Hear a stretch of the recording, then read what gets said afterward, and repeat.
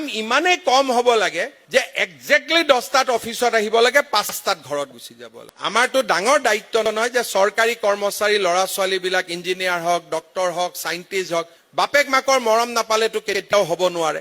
সেইকাৰণে মই ভাবো কাম কম হ'ব লাগে, এফিচিয়েন্ট হ'ব লাগে, স্মাৰ্ট হ'ব লাগে, এক্সেক্টলি 5টাত ডিসি অফিচ বন্ধ হৈ যাব লাগে।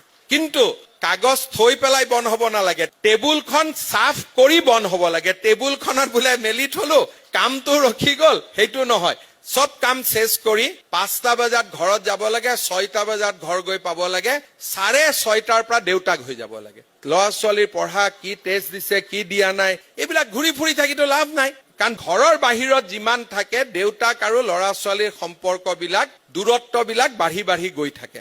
আমি এইবিলাক সাফাৰ কৰিছো। গতিকে মইতো যিমান এডিআৰিত ল'ৰা ছোৱালী এপইন্টমেন্ট হৈছে, মইতো সবকে কওঁ যে বিয়াটো সোনকালে পাতিবি, চাকৰি হৈ গ'ল যেতিয়া, আৰু 5টা-6টা বজাত ঘৰত গুচি যাব লাগে, ৰখি থাকিব নালাগে। ডিচিয়ে ক'লেও হ'ব নালাগে, উল্টাই ডিচিক ক'ব লাগে, ছাৰ আপোনাৰ গোটেই কামখিনি মই ফটাফট কৰি দিওঁ যাতে থাকিব নালাগে। এইটো নহয় কামবিলাক থৈ ঘৰত গুচি গ'লো, চিএমে যাব কৈছে গুচি গ'লো। মই এইটো কৈছো কাম শেষ কৰি যাব লাগে। আৰু 10টাৰ পৰা 5টা বহুত দীঘলীয়া সময়।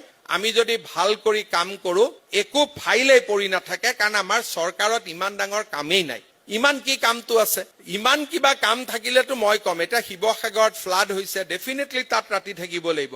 কোভিড হৈছে, ৰাতি থাকিব লাগিব। কিন্তু আজি কামৰূপ জিলাৰ আয়ুক্তৰ কাৰ্যালয়ত 5টাৰ পিছতো থকাৰ কোনো মিনিং নাই। বহুত মানুহে দিনত কাম নকৰে, 5টাৰ পিছতহে কাম আৰম্ভ কৰে। তেনেকুৱা নহয়। আমি গোটেই আমাৰ আউটলুকটো বদলাব লাগিব, চৰকাৰখনৰ প্ৰতি কাম কৰাৰ ধাৰণা বদলাব লাগিব।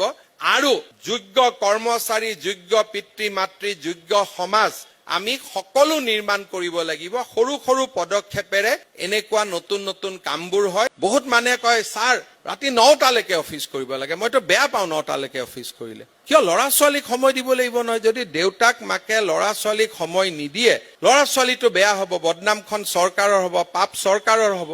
গতিকে কাম ইমানেই কম হ'ব লাগে যে এক্সেক্টলি 10টাত অফিচত আহিব লাগে, 5টাত ঘৰত গুচি যাব লাগে। আমাৰতো ডাঙৰ দায়িত্ব নহয় যে চৰকাৰী কৰ্মচাৰী ল'ৰা ছোৱালীবিলাক ইঞ্জিনিয়াৰ হওক, ডক্টৰ হওক, সাইন্টিষ্ট হওক, বাপেক মাকৰ মৰম নাপালেতো কেতিয়াও হ'ব নোৱাৰে। সেইকাৰণে মই ভাবো কাম কম হ'ব লাগে, এফিচিয়েন্ট হ'ব লাগে, স্মাৰ্ট হ'ব লাগে, এক্সেক্টলি 5টাত ডিসি অফিচ বন্ধ হৈ যাব লাগে।